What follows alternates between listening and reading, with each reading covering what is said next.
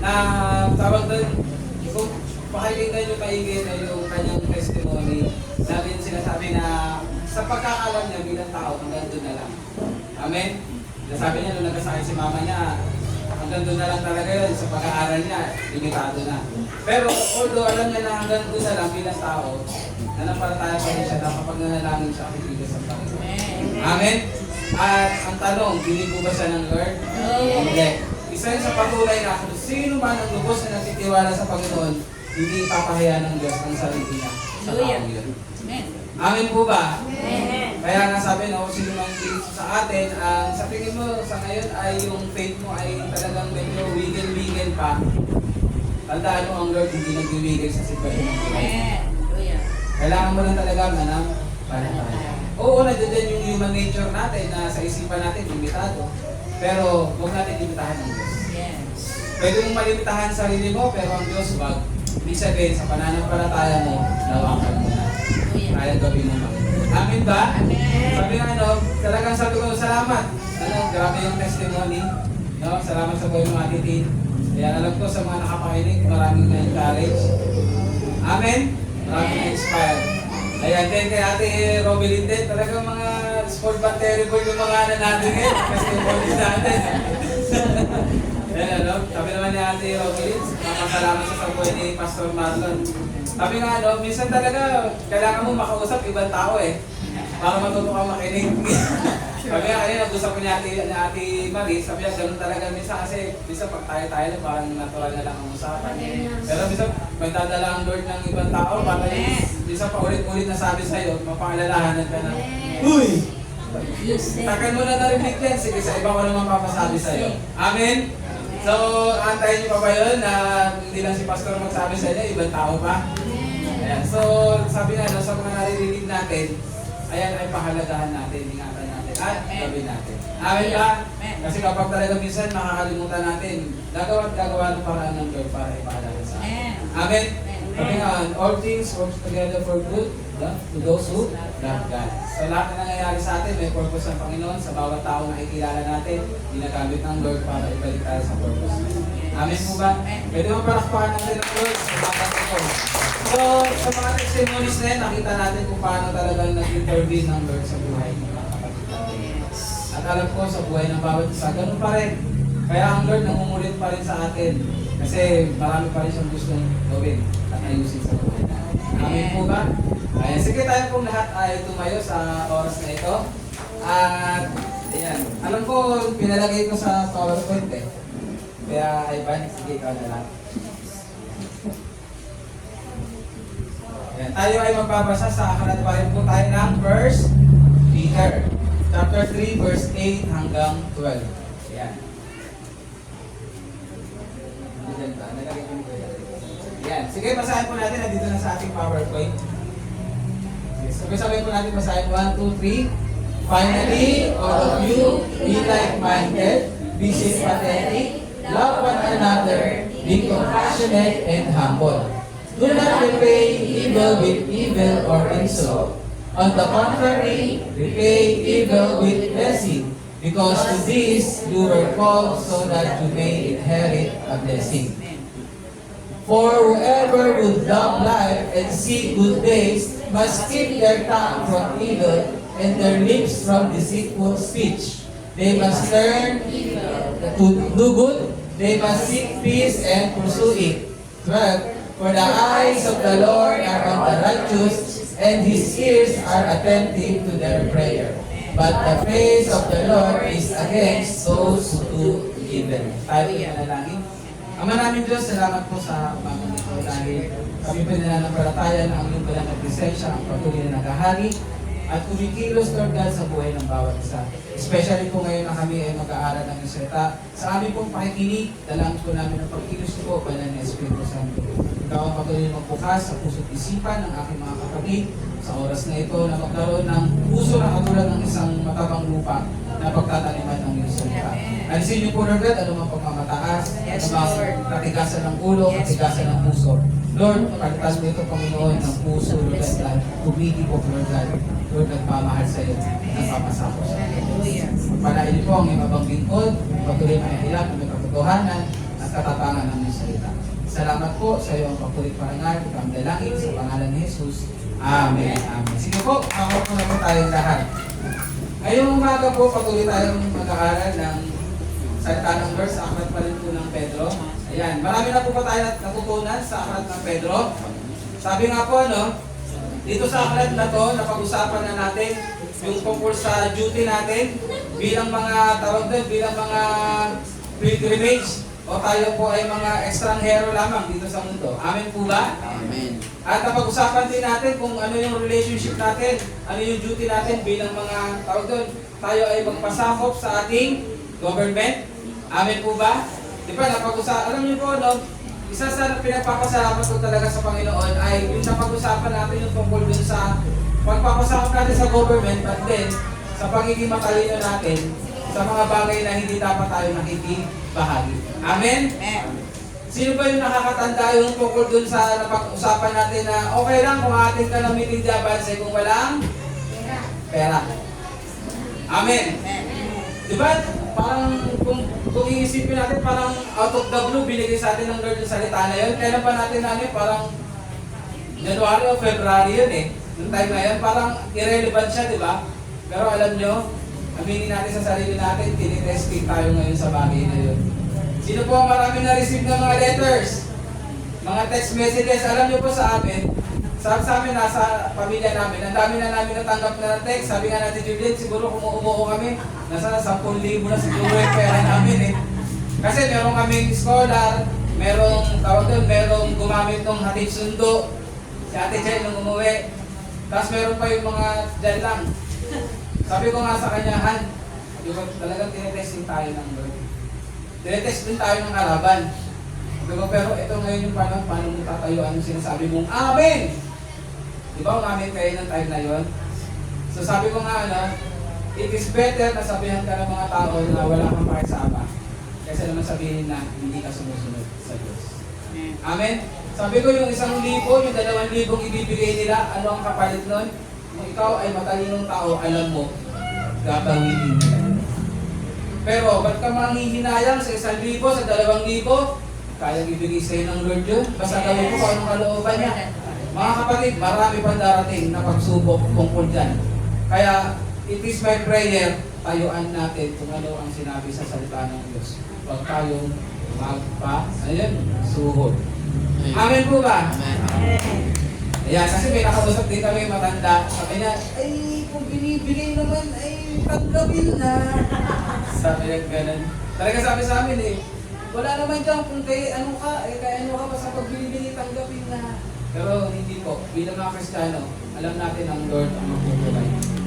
At doon din tayo magkakaroon ng tamang kaisipan kung sino ang inyong inuupo. Amen? Dapat kinikilala natin sa mga bagay na ginagawa nila, kailangan ko pa silang iboto. Sa mga bagay na inaalok nila, kailangan ko pa silang iboto. Sila ba ang dapat na nasa posisyon? Kapatid, use your wisdom. Nabibigay natin. Amen po ba? Pero hindi ko yun aking topic, pero natutuwa lang ako kasi nire-review ko.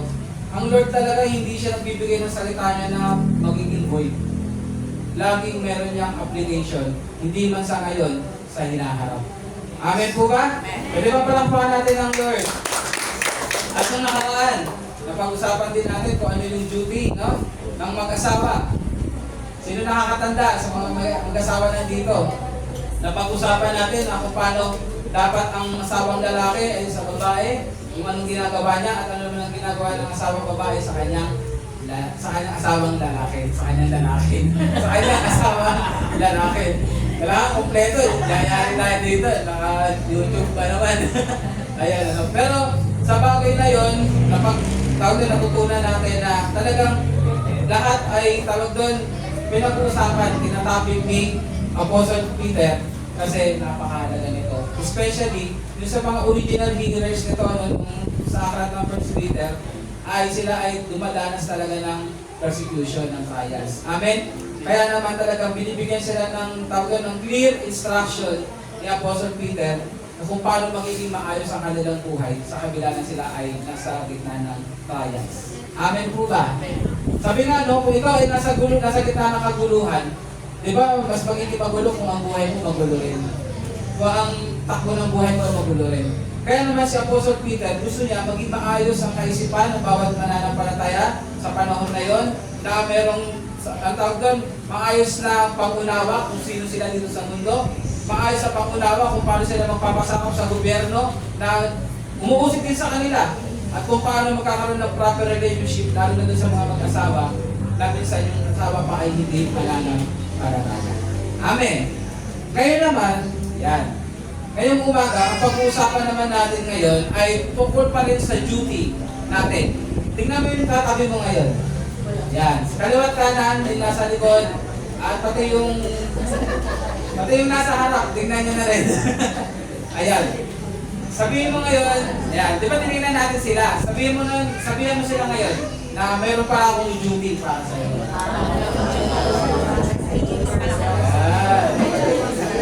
Duty.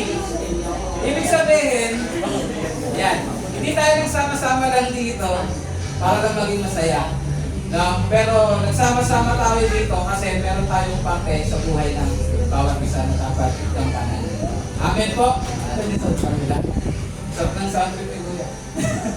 Yan, sige. So, patuloy po tayo. Ang ating pong pag-usapan ngayon ay may pamagat na. Yan, basahin po natin. Yan. Talagang itong laptop ni Kuya Reggie, nangangamuhan ko eh.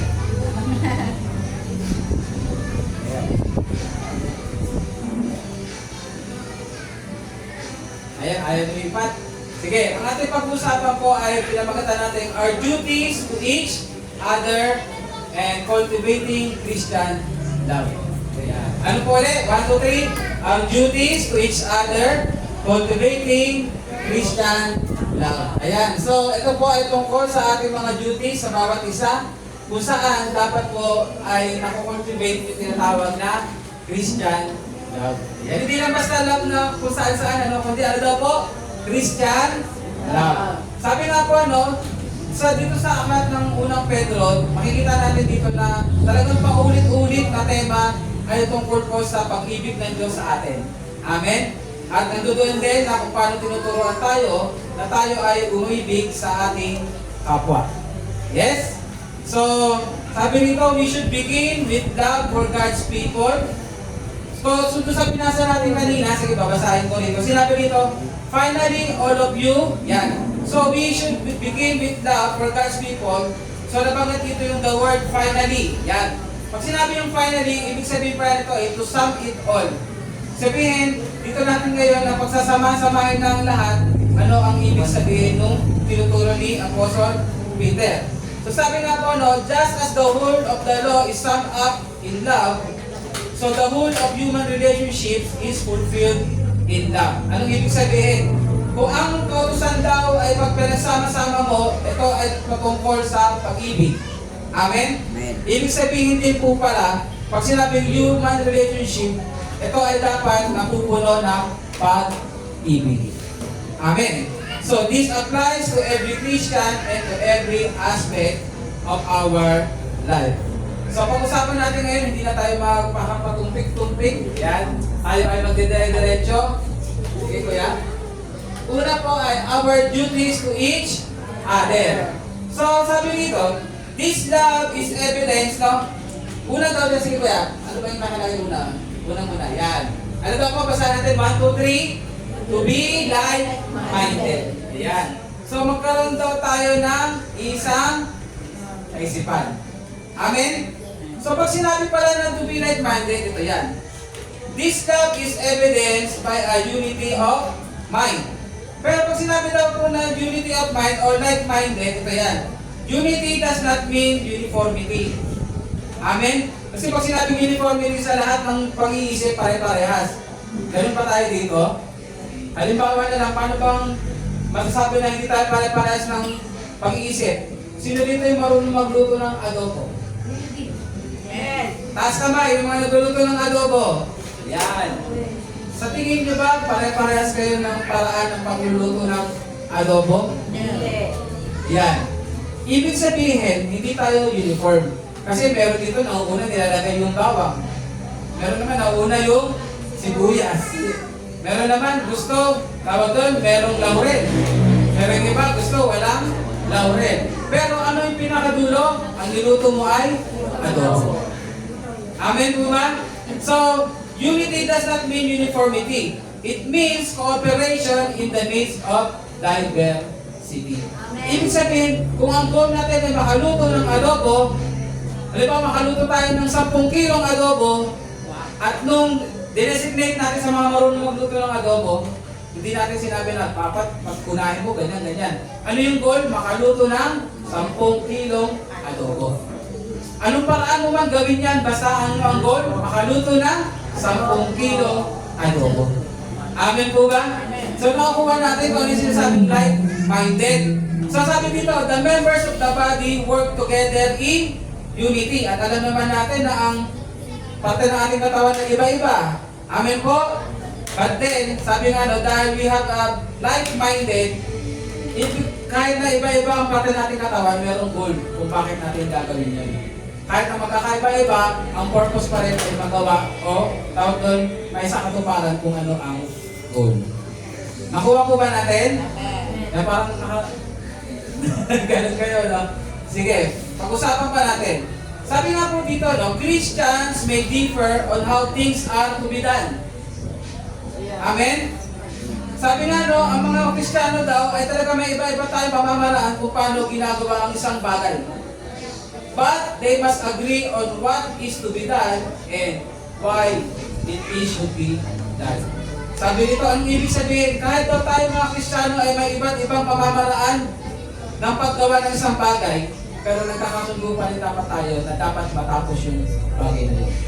At kung bakit natin kailangan tapusin yung bagay na yun. Amen po ba?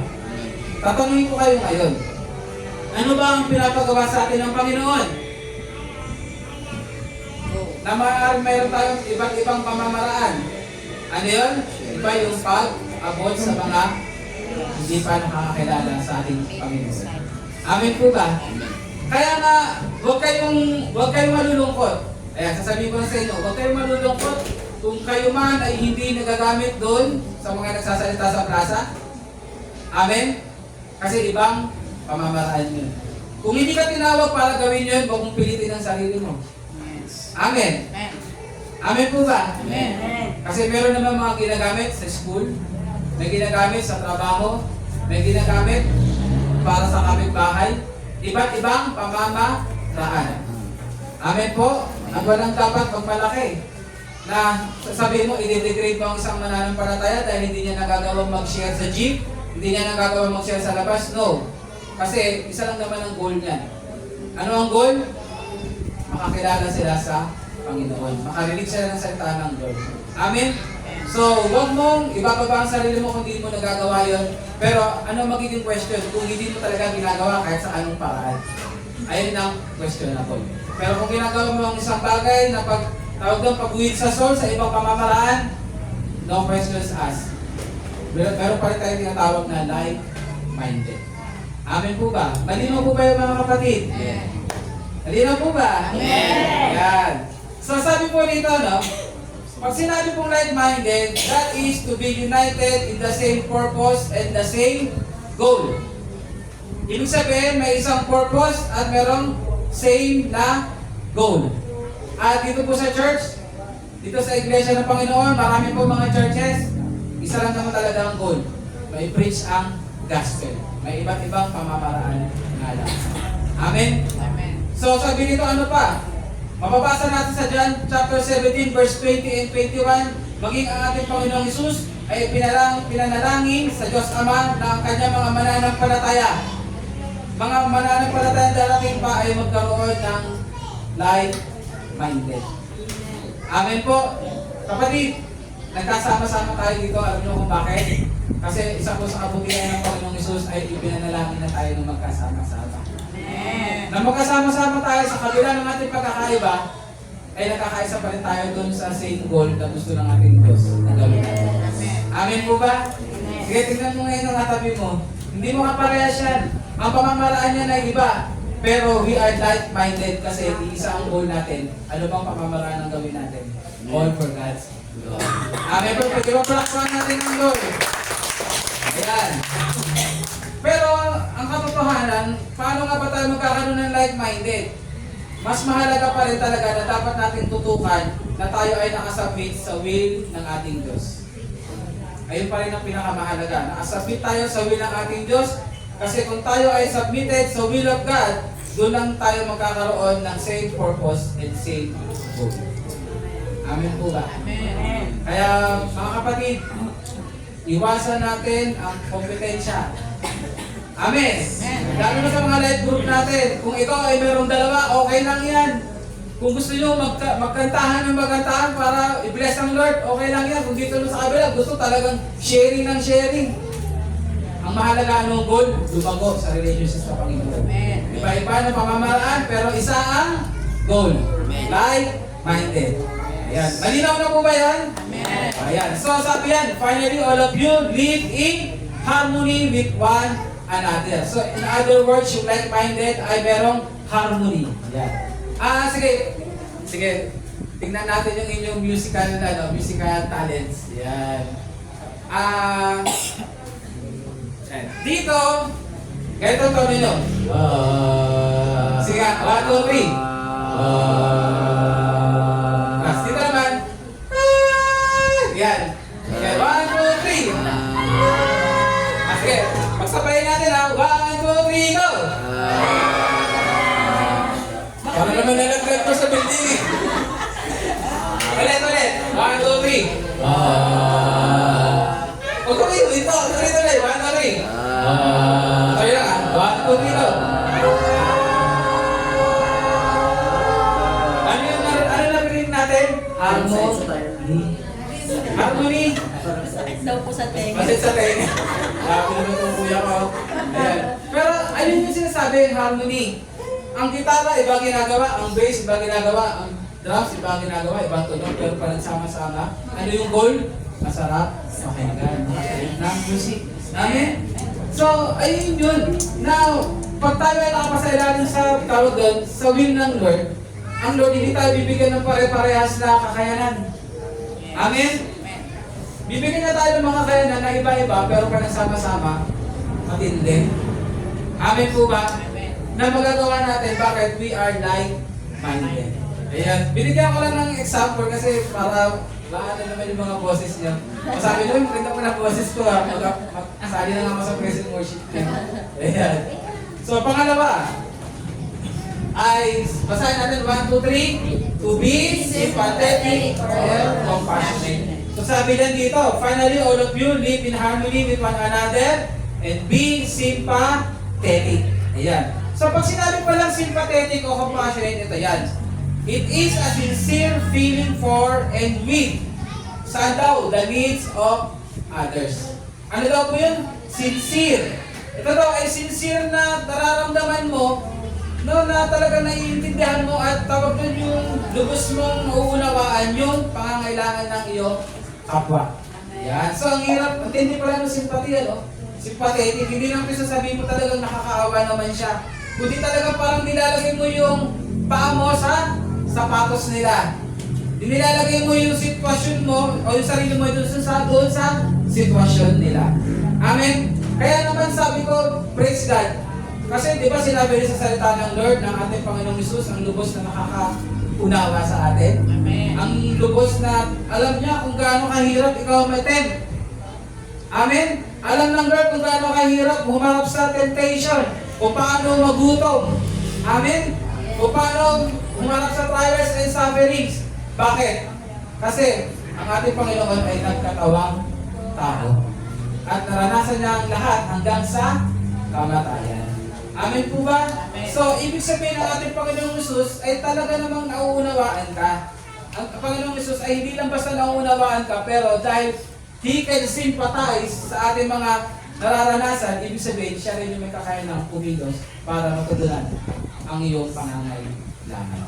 Amen po ba? Amen. Sabi dito, ulitin ko lang, it is a sincere feeling for and with the needs of others.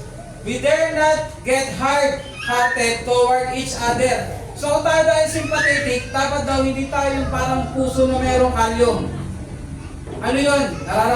Alam mo na merong hindi maganda nangyayari sa kapatiran, wala ka pa rin makialam. Walang ganun dito sa FCC San Jose namin. Amen. Minsan nga parang lumalabas na napakalamero tayo sa buhay na may buhay, pero okay lang yun. Kesa naman na lugmok na yung tao na yan, saka mo palang tutulungan. Amen. Amen po ba? Amen. Sabi nga hanggat maaari, kung isang paa pa lang may makaapak dun sa putik, pakialaman mo na. Kesa naman yung ligong-ligo na sa putik. Doon mo pala sasabihin, ba't mo ginawa yan? Yes. Kapatid, nandito ako. No. Sabi dito, pag sympathetic, talagang ikaw ay meron kang discerning na, teka lang, parang kapatid ko, iba ata. Pagtingin mo pa lang sa kanya, parang iba na yung titik. Amen? Sa kilos pa lang, alam mo lang, iba. So ngayon, pag nakausap mo siya, mas nauunawaan mo siya. Bakit? Ano nga pa ulit sinasabi? Kasi habang nakikinig ka, nilalagay mo yung sarili mo doon sa sitwasyon niya. Amen po ba? Although hindi mo yung nararanasan, pero pag nilalagay mo kasi yung sarili mo sa sitwasyon na yun, mas nakakapag-analyze ka kung ano yung nararamdaman niya, kung gaano ba kasakit, kung nasasaktan siya, kung gaano pa nakakalito sa isipan yung sitwasyon niya. Amen po ba? Kaya nga minsan hindi lang basta pera ang solusyon sa mga nangangailangan. Amen? Kasi minsan hindi pera ang kailangan lang pala talaga ay kausap. Yes. Kailangan lang ay kasama. Amen. Amen po? So being sympathetic, ibig sabihin talagang inaalam mo kung ano yung kanyang nararanasan at meron kang ginagawa. Amen po ba? Amen. Kaya nasabi dito, no, we must share both joy and trials. Tayo mga magkakapatid dito sa FCC San Jose, hindi lang tayo basta magkakasama sa kasiyahan. Amen po? Amen. Dapat maging sa panahon na ang bawat isa aming pinagdadaanan, hindi nararamdaman ng sino man yan na siya ay nag-iisa. Sabi nga sa katabi mo, parang Michael Jackson lang, you are not alone. Yan. You are not alone. Ayun yung kailangan maramdaman niya ng bawat isa sa atin. Amen? Kasi minsan, di ba, pag may problema ka, kahit kasama mo pamilya mo, pakiramdam mo, mag-isa ka lang. Bakit? Kasi parang wala nakakaunawa sa iyo. Kasi ang tao, hindi naman yung minsan physically nandiyan dyan. Ibig sabihin, kasama mo talaga eh. Yes. Mararamdaman mo yan, kahit nasa malayo, kahit Zoom lang o tawag lang, mararamdaman mong kasama mo. Bakit? Kasi nauunawaan ka. Amen. Amen po ba? Yes. So mga kapatid, pwede po ba yan? Tawag dito ay sympathetic. Amen. Amen. Sabi mo nga sa sarili mo, ako ay magiging sympathetic and compassionate. Amen. So sabi niya, it is that disposition which is moved by the problems of others. Ibig sabihin, pag may problema yung kapatiran, hindi kayo nasa bahay lang, pag video okay ka pa rin. Yan na, dami na sino yung mga sa follow-up ministry natin? Follow-up ministry. Yung mga follow-up ministry talagang sila yung nilagay ni Lord na kasi yung mga, hindi sila manitres, sila yung mga compassionate at sympathetic. Ano? Kasi talagang sila yung nangungusap ng Lord. Dalawin ko to si ano.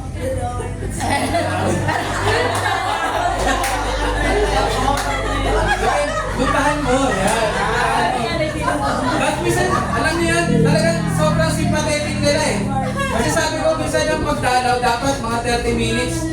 Diba? 30 minutes to 1 hour lang. Pag kinamusta mo yan sila, 2 hours na, nag-uusap pa rin eh. Magkagabi na, nag-uusap-usap pa rin. Ayaw na po eh, hindi na sympathetic, sobra na. Pero, ayun po, kailangan natin may paramdam sa bawat isa, lalo na sa kapatiran na hindi tayo nag-iisa. Amen. Hindi sila nag-iisa. Amen po. Kaya nga pinagpuklod-puklod tayo, although magkakaiba tayo, pero pag sama-sama tayo, ang sarap sa pakiramdam. Amen. Pupuan natin ang Lord. Ayan, so, hindi ko na papakabain, kasi mahaba na. Ayan, so, letter C. Ano yan? 1, 2, 3. To love as brethren. Yan. So sabi dito, no, itong pagmamahal sa kapatiran o bilang magkakapatid ay napaka-essential. Pag sinabing essential, napakahalaga. Amen? Bakit nga ba kailangan magmahalan tayo? Hindi ko na sasabihin, tingnan mo yung katabi mo kasi alam ko naman, mahal na natin yan. Pero pag-usapan natin, bakit nga ba kailangan natin mahalin ang bawat isa? Kasi ito ang susi para ang bawat isa sa atin ay mag-grow sa grace ng Lord. Amen. Amen? Kasi sa tuwing kasama mo ang kapatiran, sasabihin mo, praise God. Kasi parehas pala kami dahil lang sa biyaya ng Lord. ay nandito ngayon. Amen po ba? Amen. And sabi nga no, this attribute is essential. Bakit? Kasi hindi na tayo mag-grow sa grace ng Lord, maging sa knowledge of our Lord Jesus Christ. Amen po ba? Amen. So kung gusto natin lumago sa grace and knowledge ng ating Panginoon, kailangan lagi tayong magkaroon ng pagmamahal sa ating kapatiran. Amen? Nabanggit na yun sa una. So sa pangalawa, bakit kailangan natin magmahalan? Ito lang naman. So that we can convince the world that we are truly disciples of our Lord Jesus Christ. Actually, nabanggit ko na to, pero inuulit-ulit ng Lord. Bakit? Kasi para mas ma-establish sa atin na kaya tayo magmamahalan. Kasi kailangan unang makita nila sa mga nasa labas na tayo ay mga disipulo ng Panginoon. At walang ibang tinuturo ang Lord, kundi magmahalan ang bawat isa. Hindi magkagatan. Tingnan mo nga kung may kagat ng katabi mo. Hindi magsaksaan sa likod. Alam mo na yun, mga, ano lang yan. Kasi pag magkagatan, palihim. Saksaan sa likod, sabi magtraidura. Amen po ba?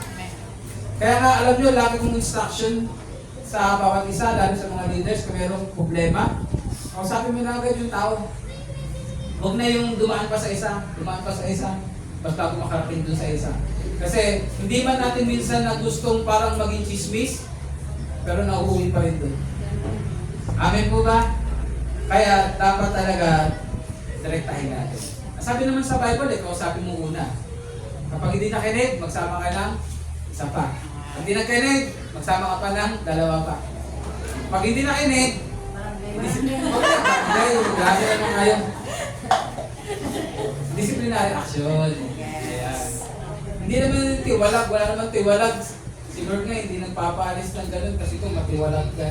Hindi. Sabi lang doon, disiplinahin. Amen po ba?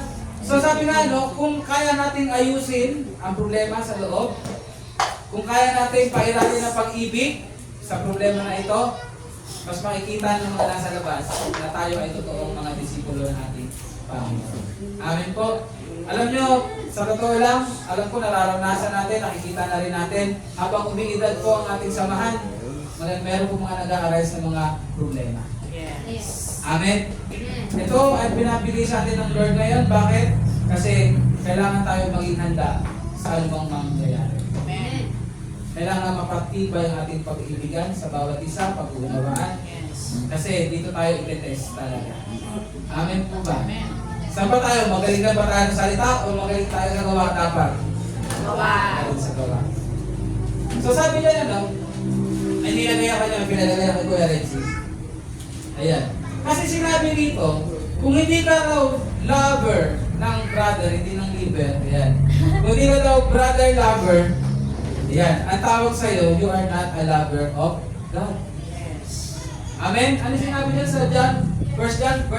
Chapter 4, verse 20. Basahin natin sabay-sabay. 1, 2, 3. Whoever claims to love God yet hates a brother or sister alike.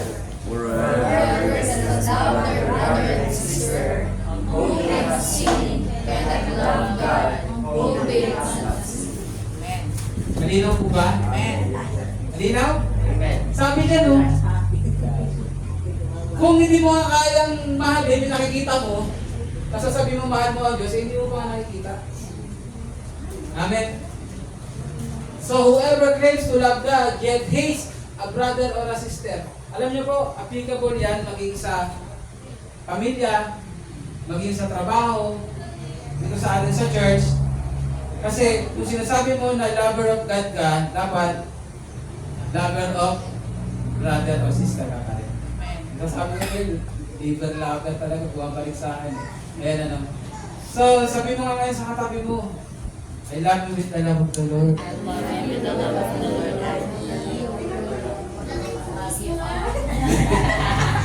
Pangalawa, meron pa, hindi pa tapos. Sinabi rin dyan ano, na hindi mo kilala ang Diyos kapag hindi mo iibig ng iyong kapwa. Sige na. Pangalawa, 1 John 4, verse 7 and 8. Basahin 1, 2, 3. Dear friends, let us love one another, for love comes from God. Everyone who loves has been born of God and knows God. Whoever does not love does not know God, because because God is love. Amen. Ang magsasabi na siya ay kilala niya ang Diyos, ay dapat merong pag-ibig.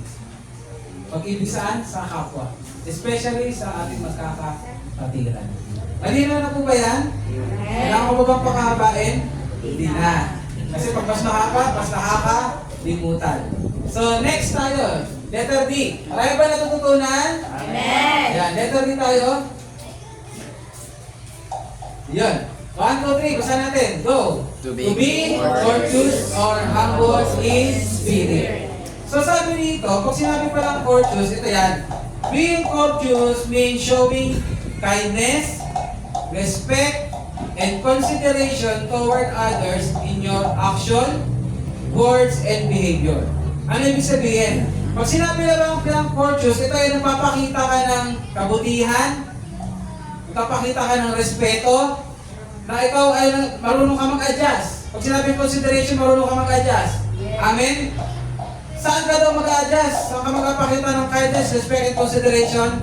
Sa pamamagitan ng iyong action, sa iyong salita, at sa iyong behavior. Saan? Kapag umaharap ka na sa ibang tao na nangangailangan nito. Amen po ba? So, medyo matindi to pag sinabing to be courteous. Sabi nito, it involves treating people with politeness, acknowledging their feelings, and being thoughtful of their deeds. Ayan. So, pag sinabing courteous, talagang ito ay yung sinasabi natin na hindi natin tinitingnan yung pang sarili nating kapakanan. Amen. Alam sa tingin niyo ba, normal yun sa isang tao na hindi na tingnan yung sarili niya kapakanan? Sa totoo lang, dito sa mundo, hindi tinuturo yun. Pero sa salita ng Lord, para sa ikaayos ng isang relationship, minsan kailangan mong hindi tingnan yung sarili mong kapakanan para lang magkaroon ng kaayusan. Amen po ba? Lalo sa mag-asawa, di ba napag-usapan natin? Paano pa tayo magpapakita ng kindness and respect and consideration? Ano sinabi natin nung mga nakaraan? Sabi dito natin, kung ang isa ay apoy, tayo ay magiging tubig. Matinding consideration yun. Kasi sa mundo, hindi dapat tayo nagpapatalo, ayun ang sinasabi. Pero sa salita ng Lord, dapat marunong tayo mag-adjust. Amen. Para lang magkaroon ng kaayusan. Alam niyo ba kung sino ang magaling mag-adjust? Walang iba, kundi ang ating Panginoon. Guys, para mga kataan, guys, the church, matindi ang tawag doon, ang adjustment na ginawa ng ating Panginoon. Siya ay kasama ng Diyos Ama sa langit. Pero ano yung adjustment na ginawa niya? Siya ay nagkatawang tao. Para saan? Para magkaroon ng kaayusan ang Diyos at ang tao. Amen po ba? Amen. So why not? Kung ginawa ng Lord, kaya rin dapat nating gawin para lang magkaroon ng kaayusan na concentration. Amen po ba? Amen. Malinaw po ba yun? Amen. So ano ba ito po yung mga sinasabi dyan? Pag sinabing courteous behavior, ito daw. It can include things like saying, please. Sali ba tayo magsabi ng please? Amen. Siguro masali tayo magsabi ng please kapag may pangangailangan lang talaga tayo. Pero sabi niya dito, it also involves saying thank you. Mabilis ba tayo mag-thank you? Mabilis ba tayo mag-thank you? Salamat. Mga kapatid, napakahalaga yan. Sabi na napaka-ibig yung mga salita, pero yung impact na nagagawa niya. Para maipakita yung appreciation natin sa mga tao na mararamdaman nila na sila ay nire-respect natin, na sila ay ina-acknowledge natin. Simple lang yan. Pero pag pinigay mo, ang laki ng impact. Amen po ba? So, kasama rin dyan yung listening actively when other is speaking. Kasama rin dyan, ito, being punctual. Alam niyo yung being punctual, yung pagiging nasa oras. Sumabi ng aray yung natamaan. Being punctual, bakit? Kapatid, being courteous means pinapakalaga mo ang oras ng iba. Amen. Amen po ba? Kasi kung sila ay naghanda dahil ayaw nilang makaramdam ka na ako ay malilate kasi baka ano masabi nila. Kasi pagdating naman niya, wala ka pa, ikaw hindi mo iniisip. Ibig sabihin, nawawalan ka ng respeto sa oras ng iba. Nawawalan ka ng respeto sa mararamdaman ng iba. Amen po ba? Amen. Pagdating sa oras, Sabi nga, pare-parehas naman tayo may 24 hours. Tama ba? Meron ba ditong 23 hours lang?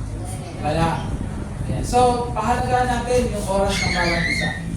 Amen. Hindi ko na makahabaan yun, pero alam nyo na yun. Then, kasama rin sa pagiging courteous ay yung we offer help, especially dahil sa mga nangangailangan. Amen po? Malinaw. So sabi nito, being courteous o pagkakaroon ng humble in spirit, isa yan. It's about making others feel comfortable and valued. Na kapag kasama ka ng ibang tao, lalo na yung mga nangangailangan, sila ay nagiging komportable kapag kasama ka. Bakit? Kasi nararamdaman nila na sila ay napapahalagaan. Okay ba yun? Kapag kasama ka ba ng iba ay naiirita sana sa'yo, o gustong-gusto ka kasama nila kasi alam nila nire-respeto mo sila. Mga kapatid, grabe yung usapan na, no? Tungkol na to sa pakikipagkapwa-tao. Sabi nga sa lesson sa mga school, ano ngayon? Ano yan? EPP, ESP. ESP. Edukasyon sa pagpapakatao. Tapos nung ano naman kami, dun sa amin yan IGMRC. Ano yan? Good moral and right conduct. Amen? Pag sinabing good moral and right conduct, pag sinabing ESP tungkol yan sa ibibigay mo, ano kung paano mo ipipresent yung sarili mo sa ibang tao. How will you present well yourself sa ibang tao? Okay? So sabi niya bilang mga mananampalataya, hindi sa atin magiging mahirap na magkaroon ng humble spirit. Bakit? Kasi nasa atin ang banal na Espiritu Santo. Amen po ba? Kapag nasa atin ang banal na Espiritu Santo, aalisin ng banal na Espiritu Santo sa atin ang arrogant and proud spirit. Ipag-pray mo rin. Lalo na yung may ugali tayo na, ay hindi, mas matanda ako eh. Ay hindi, pastor ako eh. Ay hindi, leader ako eh. Sila mag-adjust. Yan. Yung mga ugali natin gano'n na sila mag-adjust, pag-pray mo yun sa Lord, naalisin. Pag-pray mo yun sa Lord, naalisin. Mas magiging maayos ang samahan kapag ang isang tao marunong mag-adjust. Marunong mag-pakakabara. Amen po ba? Sabi nga ang ating Panginoon Jesus ang isang napakagandang example mo. Kaya natin gawin. Amen? Amen. Ayan. So, next. Ano yan? 1, 2, 3, go! To repay evil with blessing. Ayan. Napag-usapan natin yan. Ano yan? Basahin ko ulit. Finally, all of you live in harmony with one another. Be sympathetic. Love as brothers. Be compassionate and humble. And next, do not repay evil with evil or insult with insult, but with blessing. Ano daw yun? Huwag daw natin balikan ng kasamaan ang kasamaan, ang insulto ng insulto, bagkos anong ibalik natin? Pagpapala. Ayan. Bakit? Because to this you were called so that you may inherit a blessing. Tayo ay tinawag para tayo ay gumawa ng mabuti, na tayo ay mag-declare ng blessing. Amen. Amen po ba? Amen. Sabi nga po, yung recipient ng letter na to, alam niyo po, napakahirap sa panahon nila na mag-bless sa katotohanan lang. Pero sila ay pinalalahanan ni Apostle Peter na anuman ang nararanasan nyo, dumating pa ng panahon na ang mga tao sa paligid nyo ay hindi sumasang-ayon sa pananampalataya nyo, hindi sumasang-ayon sa mga ginagawa nyo para sa Diyos. Anuman ang ibigay nilang evil sa inyo, balikan nyo ng mabuti. Ano daw? Balikan ng mabuti. Laging paalala sa atin ng Panginoon. Ano yun? Yung pinakamagandang verse na sinabi sa atin, love your enemies and pray for those who persecute you. Bakit kaya paulit-ulit yan? Kasi ang katotohanan, nag-fail pa rin tayo minsan. Alam niyo kung saan yung nag-fail minsan? Alam niyo saan nangyayari ngayon? Sino yung dinakit?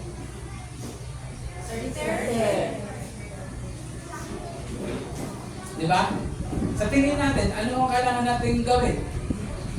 Sabihin natin na dapat lang yan, makulong yan, dapat ganyan-ganyan. May justice system. Amen? Alam natin na kapag pinag-pray natin, ang justice, ang Lord ang bahala. Pero never ever na gustuhin mo na makita na siya ay sinasaktan, na makikita na siya ay pinahihirapan na nagugutom? Kasi Kristiyano ka. Amen? Hindi tayo sumasang-ayon sa malamang na magawa ng mali. Pero wag na wag na ikaw ang pinanggagalingan na siya sana. Kung siya nga ay nagpapatay, dapat kanyang ginagawa rin. Huwag pakainin, dapat hindi special treatment. Nalulungkot ako dun sa mga nag-post sa Facebook ng mga Kristiyano na sinasabi yun. Nawawala sa kanila. Yung sinasabi, do not repay evil with good mercy. Amen po ba? Mga kapatid, sa mga panahon sa nangyayari ngayon, tinuturuan tayo ng Lord, tinitest tayo ng Lord ngayon kung paano mo i-apply yung sinasabing Kristiyano ka ba. Sa mga nakikita mo ngayon na kasamaan, ano ang sasabihin mo? Pagpapalain mo ba o i-curse mo? I-insultuhin mo ba o ipag-pray mo? Pray na lang. Pray. Amen? Mga kapatid, tayuan natin natin magiging Christian. Ano yun? Tayo ay magkaroon ng compassionate heart. Tayo ay magkaroon ng pag-ibig sa ating kapwa. Ba't ko ba nabanggit yun? Kasi ay yung magandang example eh. Hindi ito tungkol kay Duterte, pero tungkol to kung paano tayo tawag doon, i-apply yung sinasabing compassionate heart. You do not repay evil with evil. Amen po ba? Hindi mo ba yan? Amen. Sabi nga po, no, Peter warned them that official persecution was just around the corner. Ano ibig sabihin? Mga kapatid, sa panahon natin ngayon, nasa paligid lang, maaari tayo makatanggap ng persecution. Amen. Amen po ba? Pero, dapat pa rin tayo maging handa. Saan? Na magbalik tayo ng kabutihan sa kabila ng mga maling ginagawa sa atin. May tatlong level dito. Tingnan natin. Basahin natin yung una. Yung tinatawag na satanic level. Ano daw yun? We can return evil for good. Ito yung matindi. No? Mabuti ginawa sa'yo, ano ang binalit mo? Evil. Ang tawag daw dyan ay satanic level. Pag sinabi namang human level, ito yan. We can return good for good, but then we can also return evil for evil. Pero pag sinabing divine level, ibig sabihin ito yung mga Kristiyano. Ano yun? We can return good for evil. Kapatid, tingnan niyo maigi yan. Ang si Satanas, mabuti ang ginagawa ng Diyos, pero ano binabalik niya? Puro kasamaan. Sa akin naman mga tao, minsan, may mga gumagawa ng mabuti sa mabuti, pero pag nagawa ng masama, away. Sinasabi natin na masamaan, mabuti akong kaibigan, pero masama rin akong away. Kapatid, kung yan ang katwira mo, baguhin mo na yan. Amen po ba? Amen. Dito dapat tayo sa divine level. Ito tawag na ano yan? We can return good for evil. Amen po ba? Pwede bang palakpakan natin ang Lord? Kasi, nung si Jesus ba, nung dinuraan niya rin. Dinura sa kanya. Nung si Jesus ba ay sinampal niya rin. Nung nilalatigo ba siya, nilatigo niya rin yung mga nagpalatigo sa kanya.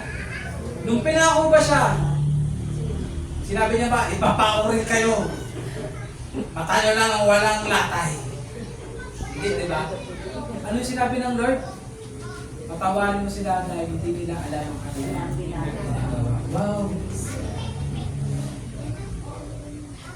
Nung sinabi ng Lord, pag binasa niyo yung verse na yun, forgive them for they did not know what they are doing. Alam niyo mga kapatid, grabe pag-ibig ng Lord. Grabe pag-ibig ng Lord. So ganun din tayo. Kapag may gumagawa ng mali sa atin, pag-pray natin. Kasi nga, ano yung nabanggit natin dati? Sino nakakaalala? Yung naituro ko sa inyo.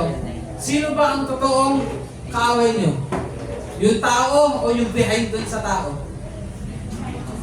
Sino yung nasa behind ng tao? Satanas. Yun. Yung mga demonyo. Amen po ba? Kasi akala natin, kalaban natin yung tao. Pero ang totoo, kalaban natin yung mga unseen things. Amen po ba? So, sabihin na natin ganun, na magkaroon tayo ng pagtitimpi. Kaya naman, magagawa natin na i-repay ng good yung ginagawa sa ating evil. Amen po ba?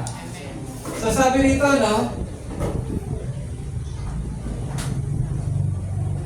Yung ginagawa sa ating evil ay, yes, it may go against our human nature, pero tandaan natin na hindi na tayo ngayon katulad ng dati. Sino rito yung nananampalataya that we are a new creation? Ulitin ko. Sino dito ang nananampalataya na ikaw ay bago ng nilalang? Amen. Yan. Alam mo sabihin, dahil ikaw ngayon ay bago ng nilalang, ito na ang dapat ginagawa mo. We are called to follow the example of Christ. At pangalawa, dahil kapag ginawa natin ito, if we follow the example of Christ, kapatid, ito lang naman yan. Pinakamagandang bagay, you will receive blessings from God. Ang tatanggapin mo ay pagpapala. Ano yung sinabi dito? Do not repay evil with evil or insult with insult. Bakit? Kasi because of the days you were called so that you may inherit a blessing. Sino gusto ng pagpapala? Amen. Kapatid, gawin mo ang ipinag-uutos ng Panginoon. Naalala niyo yung sinabi nung nakarang preaching ni Nanay Ellen, ni Pastor Ellen? Di ba? Kailangan hindi mo lang basta alam. Kailangan, doon pa rin, pumasok pa rin eh. Kailangan ikaw ay sumusunod. Ikaw ay nag-a-adhere. Ikaw ay tumutupad. Amen po ba? Kasi sa pagtupad, nandun ang pagpapala. Pati nga sa tupad, may pagpapala eh. Ang mas more, kung sa Panginoon, tumutupad ka sa pinagawa niya. Maraming pagpapala. Pero sa pagsuway, nandun ang pagpapala. Amen po ba? So ngayon naman, mabilisan lang. Sige, pasok tayo lang ngayon sa motivation to fulfill these duties. Bakit nga ba, no? Sabi nga, mga tao, minsan kailangan ng motivasyon eh, para gawin. Amen? Sabi, gawin mo to, mayroon kang magwalis na yan, bibigyan kita 500, siguro magwawalis ka eh. Pero minsan pag sinabi, magwalis ka na dyan para luminis. Parang ayaw eh, di ba? Kaya minsan kailangan ng motivasyon. So, ngayon pag-usapan natin, motivation to fulfill these duties. Una, yan. Sinasabi dyan, that we might love life and see good deeds. Good days. Good days ulit. Good days.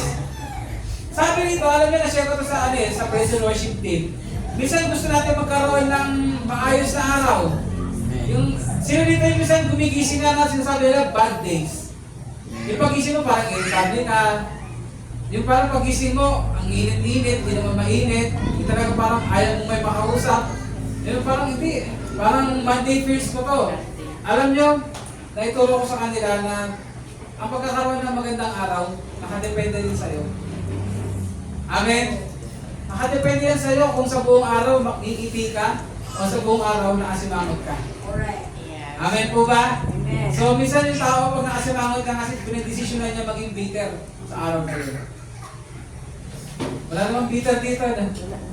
Meron dito mga better. Yeah, mga better person, hindi bitter person. Yeah. So sabi dito, no, everyone wishes to enjoy life. Tama ba? Amen. Sabi nga, no, lalo na sa pang-araw-araw, gusto natin talagang masaya ang buhay. Pero sa katunayan, marami rin sa atin na pinipili minsan na maging miserable ang buhay. Bakit? Kasi minsan self-seeking. At dahil self-seeking ka, minsan ikaw na rin yung self na nagde-distract sa sarili mo dahil sa mga attitude mo. Amen po ba? Binati ka, imbis na bumiti ka, sumimangot ka. Kilay mo, wala ka nang kilay, tinaas mo pa. Ayan, di ba? Eh kung nung binati ka, bumiti ka, di ba? Yung pala yung taong nilitian mo, yung natchat-chat ka na pizza, yung pambili, bibilang ka. Kasi bumiti siya, gusto mo yung pizza tayo? Diba? Kung sino mangutang mo? Diba? Kaya nga diba, pagising mo pa lang, meron kang choice para maging masaya. Pagising mo, Lord, thank you. Amen. Yun ang pagising mo, ay, malilate na ako. Anong una mong iniisip? Negatibo o yung nararapat? Amen. Amen po ba? Sasabihin ko minsan nasisira ang buhay mo. Bakit? You constantly complain. Meron pa rito yung talagang maangal. Yan. Mga kapatid, alisin na natin yung buhay maangal. Amen po ba? Sabi rito yung talagang yung isang simpleng bagay, pinapalala natin. Alam niyo sa aming mag-asawa, yung mga anak ko natatawa ako. Yan, makwento ko lang sa inyo. Kasi minsan, mayroon kami, pag nasa lamesa kami minsan kakain yun, may pag-usapan kami. Tapos may mag-a-arise na, mag-a-arise na, topic. Yan, tapos mag-uusap-usap. Tapos ngayon, yung anak ko, lalo si JD yan, si Kuya JD. Tayo-tayo bigyan, pero ingat kayo dyan. Ano yan? Kayo dyan? Ano ba yung tawag dyan? Observant dyan. Eh, napapansin niya na pag ako yung sasalita, sinasabi niya, may pag-usapan kami ito lang. Pero ako, minsan, napupunta ako saan. Kaya ngayon, sabi niya, kung parang sinasabi niya na simpleng bagay lang, si Dada, kung saan na nakakarating. Tawa kami na tawal. Sabi niya, parang overthinker daw ako. Kasi minsan may pag-usapan kami, talaga nakarami, napag-usapan kami natin yung DS. Tapos kung saan na nakarating, sabi ni JD, si Dada, ito lang pinag-usapan, natutunan na siya. So, sabi nga, minsan kung may napag-uusapan ka, sa tingin niyo ba, porque ako ay pastor, ako ay hindi na ganun, tinuturuan din ako ng Panginoon. Amen po ba? So, dapat, sabi nga, salamat sa Lord kasi ginagamit ng Lord, anak ko pa. Amen. Kaya sa mga anak niyo, huwag niyo isipin ganyan-ganyan lang yan. Sila ay pagpapala ng Lord kasi kahit magulang tayo, may mga bagay na dapat matutunan tayo sa pamamagitan ng anak natin. Amen po ba? Yan. So, sabi niya huwag mong i-aggravate ang mga situation. Kung simple lang naman, huwag mo nang palalain. Amen? Amen. Kaya minsan sa buong araw mo, ikaw ay hindi nagkakaroon ng good days. Bakit? Kasi baka pinalalala mo yung isang simpleng sitwasyon. Amen po ba? Nalinaw po ba yun? Amen. So, sa kapwa naman natin ngayon, ano nga ba yung tinatawag na mga susi? Sige na. Ayan. So, parang yan na. Sige, sunod na. Sige pa. Tapos na yan, natapit ko na. Sige, next. The keys to loving life and seeing good days.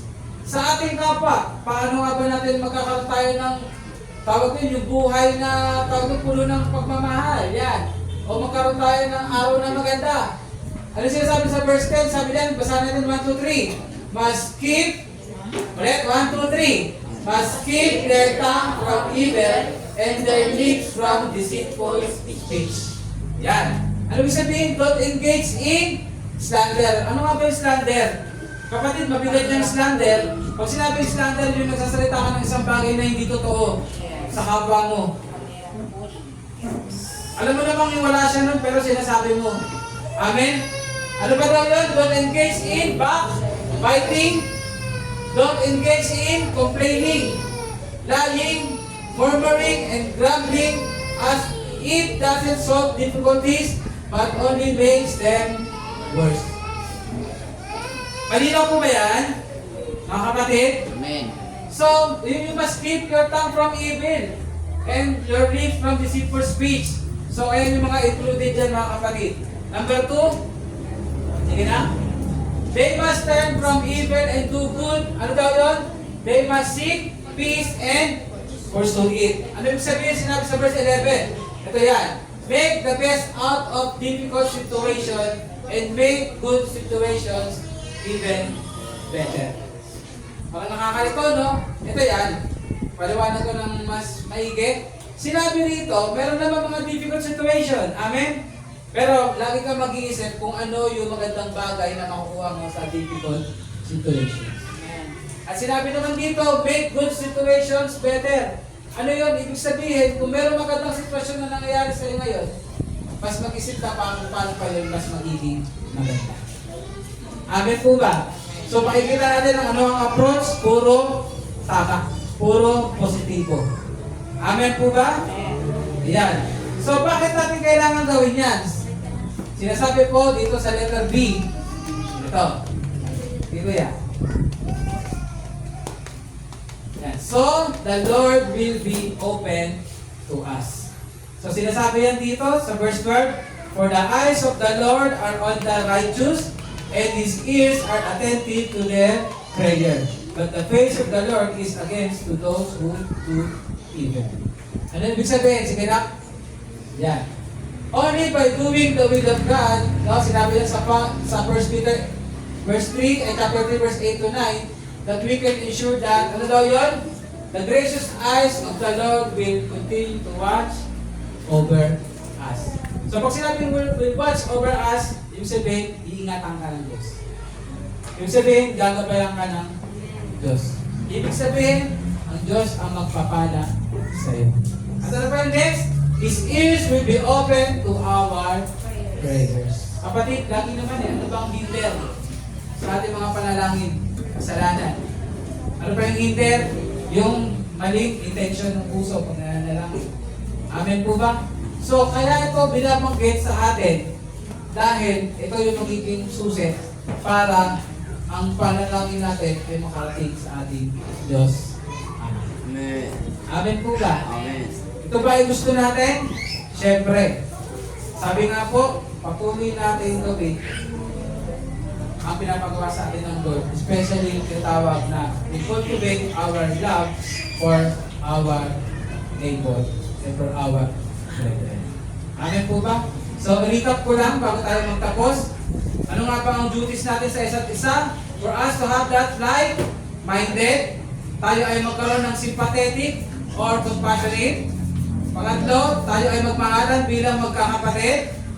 Pang-apat, let us be courteous to one another. Let's have that humble spirit. And next, we will not repay evil with evil, but then we will repay evil with blessing. Amen po ba? At ating magiging motivasyon sa bagay na to ay para tayo ay maranasan natin ang mabuting o magandang araw. O sasabi nga, magandang buhay. Amen? At sabi nga po, no, para to ay ang ating Panginoon ay to continue to watch over us and our prayers will be heard by our God. Amen po ba? So sa ating mga napag-usapan ngayon, ito ay tinalakay sa atin kasi ano man ang mangyari kapag ang magkakapatiran ay nagmamahalan ay magiging matibay. Amen. Sa kabila ng ating pagkakaiba-iba, kaya natin umusan. Dahil sa ating pagkakaiba-iba, ito ang magagamit natin para tayo magkaisa. Amen. Amen po ba? Amen. So, ito ay laging paalala sa atin ng Panginoon. I pray na isa puso niyo na pag-aralan natin ngayon.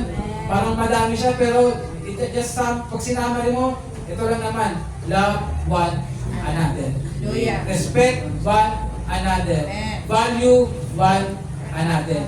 Ito ay hindi lang applicable sa ating mga kapatiran, applicable din ito sa bawat pamilyang pinabibilangan nito. Amen. Amen? Amen. Alam ko sa bawat pamilya, meron tayong mga kasama na talagang difficult na kasama. Amen? Amen. Talagang para pagkasama mo siya, hindi ka mapakali. Bakit ba nandito siya? Pero no, ngayon tinuro sa'yo ng Lord, i-cultivate mo yung Christian love.